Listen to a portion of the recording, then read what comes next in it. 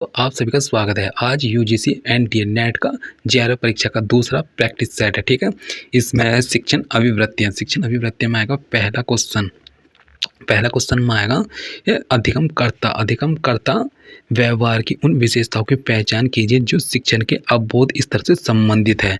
इसकी व्याख्या सहित आंसर। अधिगम कर्ता व्यवहार की निम्नलिखित ऐसी विशेषताएं हैं जो शिक्षण के अवबोध स्तर से संबंधित होती हैं। ये विद्यार्थी अपने स्वयं के शब्दों में तथ्य और सूचना देता है। फिर सी है, विद्यार्थी अपनी बात को स्पष्ट करने के लिए स्वयं उदाहरण देता है। डी है, विद्यार्थी अनेक तरीकों से अर्थ की व्याख्या करता है। बोध स्तर या अवबोध स्तर के प्रमुख प्रस्तावक हेनरी सी मॉरिसन है। इस स्तर पर तथ्य को केवल याद रखना आवश्यक नहीं है बल्कि उसे समझना भी अति आवश्यक है। इस स्तर पर सामान्यकरण की क्षमता को विकसित किया जाता है। सामान्यकरण करने का अर्थ होता है अवधारणा, सिद्धांत, परिभाषाएं आदि को समझना। उदाहरण के लिए न्यूटन के सिद्धांत, शिक्षण सिद्धांत इत्यादि को समझना। अवबोध स्तर का मूल्यांकन निबंधात्मक प्रश्न, लघु उत्तरीय प्रश्न एवं वस्तुनिष्ठ प्रश्नों के माध्यम से किया जाता है। फिर इसमें आएगा सेकंड में सीखने के लिए अधिगम को प्रोत्साहित करने हेतु निम्नलिखित में से कौन सबसे उपयुक्त होगा। इसका है बी में आएगा अधिगम के अंतरण हेतु अवसर बढ़ाने हेतु शिक्षण आयोजित करना। फिर इसमें आएगा सीखने के लिए अधिगम को प्रोत्साहित करने हेतु अधिगम के अंतरण के लिए अवसर बढ़ाने हेतु शिक्षण आयोजित करना सबसे उपयुक्त माध्यम होता है। शिक्षण का कार्य आयोजन किए जाने से अधिगम में तीव्र गति से वृद्धि होती है। फिर थर्ड में आएगा निम्नलिखित में से किस आकलन पर विधि में अंतर्भूत प्रेरणा को बढ़ाने हेतु इष्टतम संभावना है। इसमें आएगा ए रचनात्मक आकलन आधारित मूल्यांकन।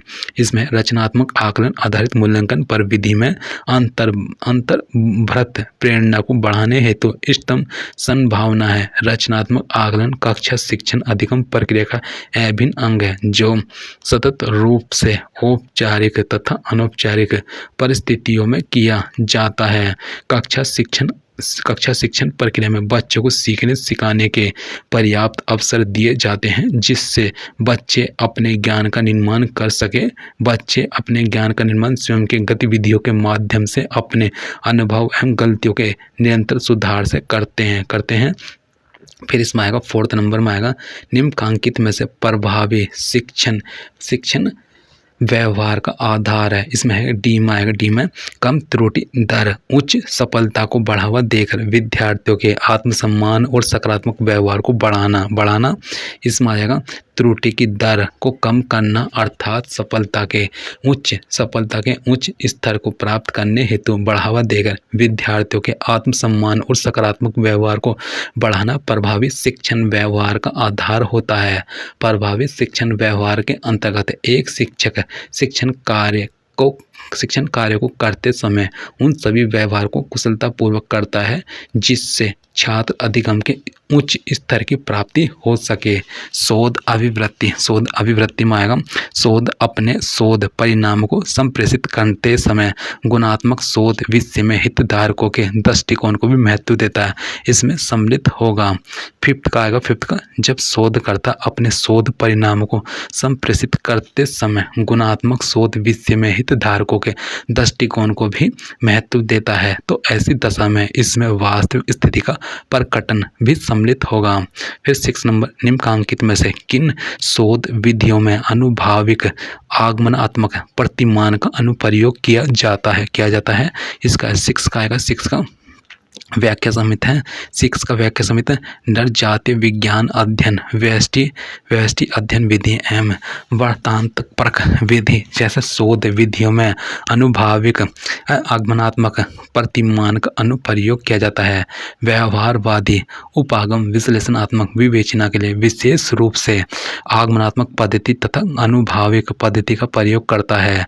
व्यवहारवादी उपागम राजनीति एवं राजनीतिक व्यवहार संदर्भित यथार्थताओं के व्यवहार परक विश्लेषण का अनुभाविक तरीका व्यवहारवाद की प्रकृति मुख्यतः अनुभाविक एवं क्रियात्मक दोनों है, जिसमें व्यक्तिनिष्ठ मूल्यों, कल्पनाओं एवं आदर्शों के लिए जगह नहीं होती है। फिर 7 में आएगा, 7 नंबर में, निम्नलिखित में से किन शोधों में संभाव्यता पर आधारित प्रतिदर्श चयन विधियों का प्रयोग किया जाता है? इसका आएगा ए में आएगा, ए बी ई, ये आएगा इसकी व्याख्या सहित में आएगा सर्वेक्षण शोध, परीक्षणात्मक शोध एवं सहसंबंध आत्मक अभिकल्प आधारित शोधों में संभाव्यता पर आधारित प्रतिदर्श चयन विधियों का अनुप्रयोग किया जाता है। संभाव्यता प्रतिदर्श चयन पद्धति में इस धारणा के आधार पर नमूनों का चयन किया जाता है कि चयनित समग्र के सभी तत्वों के समान होने की संभावना है। संभाव्यता प्रतिदर्श चयन तकनीक में प्रतिदर्श चयन की कई अलग अलग तकनीकें सम्मिलित हैं। सरल यादृच्छिक प्रतिदर्श चयन विधि संभाव्यता नमूना चयन का सबसे बुनियादी रूप है और नमूना चयन में सबसे व्यापक रूप से इस्तेमाल किया जाने वाला तरीका है, क्योंकि यह बहुत आसान विधि है। फिर इसमें आएगा 8 में शोध प्रबंध और शोध लिखने की शैली में होनी चाहिए। यह बी में आएगा, बी में भाषा के अनुप्रयोग में वैज्ञानिकता, शोध प्रबंध और शोध लिखने की शैली में भाषा के अनुप्रयोग में वैज्ञानिकता का प्रयोग करना चाहिए। शोध प्रबंध को इस प्रकार प्रस्तुत किया जाना चाहिए कि प्रतिपाग विषय सम्यक प्रकार से विश्लेषित किया जा सके। अध्ययन अथवा ज्ञान को दूसरों के लिए आग्रह और वैज्ञानिक बनाने के लिए आवश्यक है कि उसे व्यवस्थित किया जाए। प्रबंध को व्यवस्थित रूप में रखने की शैली ही अनुबंध है। शोध प्रबंध में शोध गुण के साथ प्रबंध गुण का सन्निवेश भी अनिवार्य। शोध प्रबंध के 3 उप विभाग होते हैं। बोध प्रश्न में आएगा, बोध प्रश्न, यह निम्नलिखित अनुच्छेद को ध्यानपूर्वक पढ़िए और संबंधित प्रश्नों के उत्तर दीजिए मूल्य के सम सिद्धांत के अंतर्गत। ठीक है, यह है इसका ध्यान से। फिर इसमें आएगा अनुच्छेद के लेखक के अनुसार है। इसकी आएगी व्याख्या सहित आएगा। अनुच्छेद के लेखक के अनुसार फर्स्ट, सम उत्पादन का केवल एकमात्र कारक नहीं है और ना ही इसे सभी वस्तुओं के उत्पादन में समान निर्धारित समानुपात में प्रयोग किया जाता है। वस्त्र जैसे उत्पादों हेतु प्रति श्रमिक कम पूंजी उपसंस्कर की आवश्यकता होती है। अवसर लागत तुलनात्मक लाभ का वर्णन करने में मदद कर सकती है। रिकॉर्डो ने तुलनात्मक लागत को केवल मूल्य के सम सिद्धांत को वर्णित करने के लिए प्रयोग किया है। ठीक है, इसमें आ जाएगा 10 का मूल्य के सम सिद्धांत का क्या अर्थ है।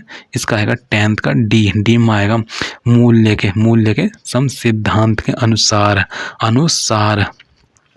किसी वस्तु का मूल्य या कीमत विशिष्ट उस वस्तु के उत्पादन में लगने वाली श्रम की मात्रा पर निर्भर करती है। इसका अर्थ है कि या तो केवल श्रम ही उत्पादन का एकमात्र कारक है या श्रम को सभी वस्तुओं के उत्पादन में समान निर्धारित समानुपात में प्रयोग किया जाता है और समदर्श है, अर्थात केवल एक प्रकार का है। इस प्रकार सीधे शब्दों में कहा जाए तो वस्तु मूल्य और सम मूल्य का सीधा संबंध होता है। रिकॉर्डो सिद्धांत की जांच किसके आधार पर की जाती है? इसमें आएगा व्याख्या में रिकॉर्डो सिद्धांत की जांच सम उत्पादकता के विभिन्न स्तर के आधार पर की जाती है। अधिकतर वस्तु के उत्पादन में सम पूंजी और अन्य कारकों को एक दूसरे से बदलने की प्राय कुछ संभावना होती है। इसके आगे सम निसंदेह समदर्श है, परंतु प्रशिक्षण उत्पादकता और दिहाड़ियों के संबंध में इसमें काफ़ी अंतर है। हमें कम से कम सम की विभिन्न उत्पादकताओं को स्वीकार करना चाहिए। फिर इस्पात जैसे उत्पादों को किसकी आवश्यकता होती है? ऑप्शन सी में आएगा अधिक मशीनों की व्याख्या में हम तुलनात्मक लाभ के सम सिद्धांत के आधार पर वर्णित नहीं कर सकते। विशेषकर सम उत्पादन का केवल एक मात्र कारक नहीं है और ना ही इसे सभी वस्तुओं के उत्पादन में समान निर्धारित समानुपात में प्रयोग किया जाता है। उदाहरण के लिए वस्तु की तुलना में इस्पात के कुछ उत्पादों को उत्पादित करने हेतु प्रति श्रमिक अधिक पूंजी उपसंस्कर की आवश्यकता होगी। अतः इस्पात जैसे उत्पादों को अधिक मशीनों की आवश्यकता होती है। ऑप्शन बी है। मूल्य के सम सिद्धांत में जब वस्तुओं के उत्पादन की बात आती है तो सम को शामिल करना कहलाएगा। इसका है बी, निर्धारित समानुपात। इसमें आएगा मूल्य के सम सिद्धांत के अनुसार जब वस्तुओं के उत्पादन की बात आती है तो सम को सभी वस्तुओं के उत्पादन में समान निर्धारित समानुपात में प्रयोग किया जाता है। संप्रेषण कक्षा संप्रेषण में एक महत्वपूर्ण तत्व है। ऑप्शन बी में आएगा अभिव्यक्ति के क्षेत्र। इसमें आएगा अभिव्यक्ति का क्षेत्र किसी भी कक्षा संप्रेषण में एक महत्वपूर्ण तत्व की भूमिका के रूप में होता है। अभिव्यक्ति का क्षेत्र जितना ही उपयुक्त और पूर्व निर्धारित होगा उतना ही संप्रेषण के अर्थ में स्पष्टता और पूर्णता विद्यमान रहेगी।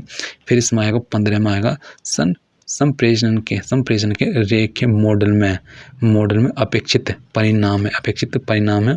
इसका आएगा डी में आएगा अर्थगत परिशुद्धता। इसकी व्याख्या में संप्रेषण के संरेखीय मॉडल के अंतर्गत संप्रेषण क्रिया एक सीधी रेखा में प्रभावित होती है जिसका सबसे अपेक्षित परिणाम यह होता है कि अर्थगत परिशुद्धता बनी रहती है। संप्रेषण मॉडल की निम्नलिखित अवधारणा होती हैं। फर्स्ट है संप्रेषण की उसी अर्थ में प्रक्रिया का निर्धारित प्रतिनिधित्व है कि ब्लू प्रिंट एक मकान का प्रतिनिधित्व है। मॉडल ढांचों, अध्यायों अथवा प्रचालनों के चिन्हात्मक चिन्हात्मक प्रतीक है। संप्रेषण मॉडल के 3 प्रमुख प्रयोजन होते हैं। फर्स्ट है वे संप्रेषण की प्रक्रिया की व्याख्या करते हैं। सेकंड, संप्रेषण में निहित विभिन्नताओं के बीच संबंध दर्शाते हैं। फिर थर्ड में आएगा वे संप्रेषण की समस्या को ढूंढने और इनका समाधान करने में सहायक होते हैं। फिर शिक्षा संप्रेषण से संबंधित है। समीपस्थ विकास प्रॉक्सी डेवलपमेंट की अवधारणा किसके द्वारा विकसित की गई थी? ये ऑप्शन सी में आएगी ले वाइगोस्की। कक्षा संप्रेषण से संबंधित है। समीपस्थ विकास प्रॉक्सिमल डेवलपमेंट की अवधारणा प्रसिद्ध मनोवैज्ञानिक ले वाइगोस्की द्वारा विकसित की गई है। वाइगोस्की के अनुसार समीपस्थ विकास के क्षेत्र का तात्पर्य बच्चे के द्वारा स्वतंत्र रूप से किए जा सकने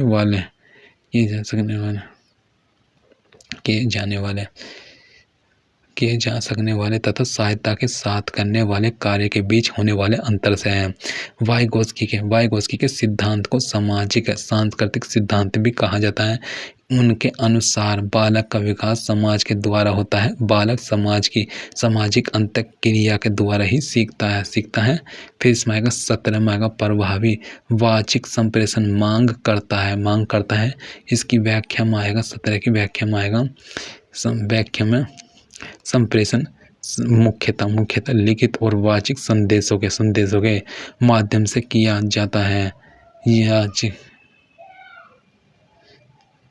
संप्रेषण मुख्यतः लिखित और वाचिक संदेशों के माध्यम से किया जाता है। वाचिक संप्रेषण के अंतर्गत सूचना संदेशों का स्वरूप मौखिक रूप में होता है, इसलिए इसके स्वरूप में प्रत्येक स्तर पर परिवर्तन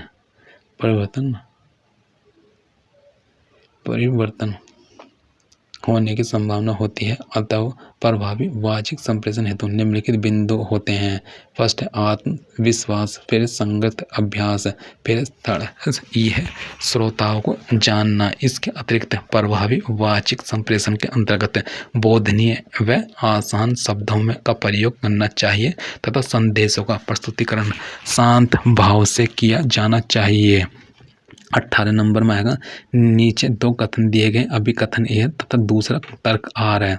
इसमें अभिकथन ए कक्षा में कक्षा में संप्रेषण हेतु उपलब्ध अनेक माध्यमों से मौखिक और लिखित तो माध्यम हैं। तर्क आर है, या किसी भी माध्यम से संप्रेषण कूटबद्धता करता कि अभिव्यक्तियों की मध्यस्थता के बगैर घटित नहीं होता। फिर इसमें आ जाएगा व्याख्या में दिया गया अभिकथन एक ही कक्षा में संप्रेषण हेतु उपलब्ध अनेक माध्यमों में से मौखिक और लिखित दो माध्यम है सही है, क्योंकि अंततः छात्र को संदेश या तो लिखित रूप में प्राप्त होता है या मौखिक रूप में। जबकि दिया गया तर्क आर किसी भी माध्यम से संप्रेषण कूटबद्धता की अभिव्यक्तियों की मध्यस्थता वगैरह घटित नहीं होता। गलत है, क्योंकि कुछ परिस्थितियां ऐसी भी होती हैं जब कूटबद्धता मध्यस्थता की भूमिका में नहीं होती, फिर भी संप्रेषण कार्य संपन्न हो जाता है। अतः स्पष्ट है कि अभिकथन ए सही है, किंतु आर तर्क गलत है। गणितीय तर्क और अभिव्यक्ति यह है ए और बी दोनों संख्या का औसत 22 है और ए का 60% बराबर बी का 50% है। ए और बी का गुणनफल क्या है? 19 का आएगा सी में आएगा 460 और इसकी 480 फिर इसकी व्याख्या में आएगा। व्याख्या में ए और बी दोनों का संख्याओं का औसत 22 है। ए और बी का योगफल 22 गुना 2 44 हो गया। ए अर्थात ए प्लस बी बराबर 44 फर्स्ट पुनः ए का 60% बराबर है बी का 50%। ए गुना 60/100 बराबर है बी गुना 50 गुना 100 फिर है 100 से 100 कट जाएगा, 0 कट जाएगा, तो ए बटे बी बराबर 5/6 या ए अनुपात बी 5:6 है। फिर माना ए बराबर 5 के तथा बी बराबर है 17 के वो 6 के तब समीकरण फर्स्ट है 5 के प्लस 6 के बराबर 44 बराबर आ गया 11 को 44 भाग 4 आएगा, 4 के बराबर क्या का मान 4 आएगा। अतः ए बराबर 5 गुना 4 बराबर 20 रुपये। फिर इसमें है अर्थात b गुना 4 बराबर 24 है। ए बी का गुणनफल है ए गुना बी बराबर 20 गुना 24 बराबर 480। फिर इसमें आ जाएगा यह है बी ए की नानी की इकलौती बेटी है। ए बी से किस प्रकार संबंधित है? ऑप्शन बी पुत्री माँ इकलौती पुत्री, फिर माँ पुत्री नानी। फिर उपयुक्त चित्र से स्पष्ट है कि ए बी की पुत्री होगी और बी ए की माँ होगी। थैंक यू दोस्तों।